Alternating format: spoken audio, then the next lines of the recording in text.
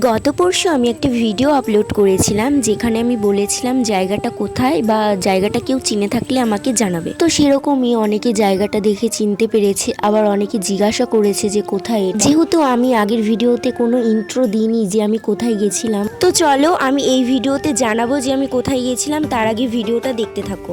সেদিন গেছিলাম মুর্শিদাবাদে হাজারদুয়ারি দেখার জন্য, কিন্তু হাজারদুয়ারি দেখা আর কপালে হলো না, কারণ সেদিন ছিল শুক্রবার। আর শুক্রবারেই যে হাজারদুয়ারি বন্ধ থাকে সেটা আমি জানতাম, যে কারণে দেখতেও পারিনি। এর আগেও আমি গেছিলাম হাজারদুয়ারিতে, কিন্তু সেবার নো এন্ট্রির কারণে আমি ঢুকতে পারিনি, কারণ 4:30-র পর থেকে নো এন্ট্রি করে দেওয়া হয়, যে কারণে আমরা যেতে পারিনি। আর একটু লেটও হয়েছে, তার জন্য আমি একটু আফসোস করি, যেহেতু নিজের দোষেই যেতে পারিনি।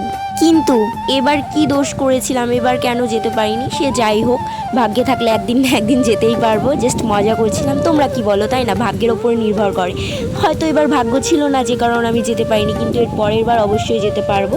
আমার কিন্তু এত দূর এসেও ভেতরে যেতে পারিনি, সেটারই একটা আফসোস ছিল। বাট আমরা কিন্তু থেমে থাকিনি, ওখান থেকে সোজা চলে গেছিলাম কাঠগোড়া বাগানবাড়ি। জানি না তোমরা কেউ শুনেছো নাকি জায়গাটা, আমি কিন্তু অনেকবার শুনেছি, জানতামও যে এটা মুর্শিদাবাদে, আর অনেকবার মোবাইলে দেখিয়েওছি। তাই আমরা ভাবলাম যে হাজারদুয়ারি যখন যেতেই পারিনি তাহলে এটা মিস করবো না, তো চল কোনো না কোনো একটা জায়গায় যে মনটা তো শান্তি করি, যে হ্যাঁ অত দূর থেকে এসে কোনো না কোনো কিছু একটা দেখতে পারলাম। আগের বারেও হাজারদুয়ারি দেখতে এসে যেতে পারিনি, যে কারণে গেছিলাম মতিঝিলে, আর মতিঝিলটা তেমন আমার একটা পছন্দ হয়নি।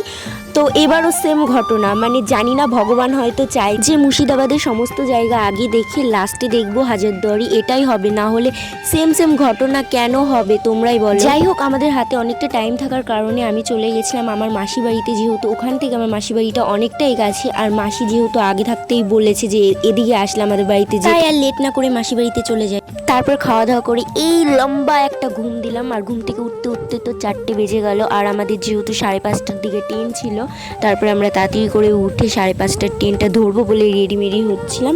আর এটা হচ্ছে আমার ছোট্ট ভাই, মানে মাসিমণির ছেলে। আরে এত কিছুর মাঝে তো আমার মাসিকেই দেখানো হলো না, এই যে আমার মাসি কিন্তু ভিডিও নিয়ে আমাকে প্রচণ্ড সাপোর্ট করে আর আমাকে ভালোবাসে। তো চলো আজকের মতো টাটা, দেখা হচ্ছে নতুন কোনো ভিডিওতে নতুনভাবে। আর ভিডিওতে যা যা করতে হয় করে দিও।